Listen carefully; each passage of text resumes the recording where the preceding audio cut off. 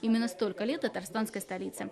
Кроме того, жители города смогли открыть для себя многих писателей, поэтов, актеров, благодаря придумке столичной мэрии «Литературные дворики». В рекламе есть, тогда мы идем к вам. Это именно тот принцип, когда культура идет в массы.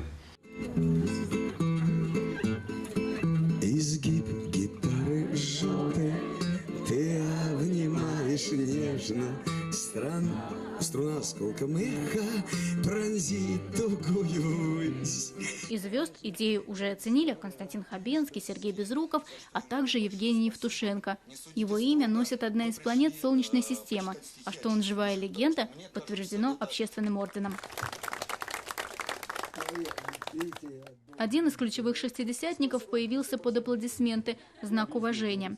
Неспешно, сказалась перенесенная недавно операция. Скромно, прежде чем читать свое, просил, услышать бы местную молодежь. Разбуди мое чувство сердце.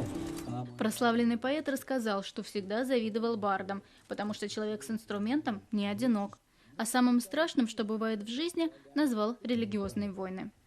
И это ведет только в тупик, потому что в одних и тех же братских могилах лежат много и украинцев, и русских вместе, в обнимку, что называется, которые погибли, спасая вот все ваше поколение от фашизма.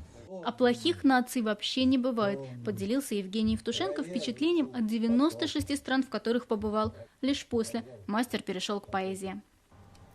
История наша сплошное кочевье. На шаре земном, ненадежном ковчеге. И мы устоим ли на зло мизантропам? В проверку потопом. В проверку потопом. Что поэзия нужна, еще раз доказал и этот литературный дворик. Всего за год их прошло 24. Культурой под открытым небом насладились 20 тысяч зрителей.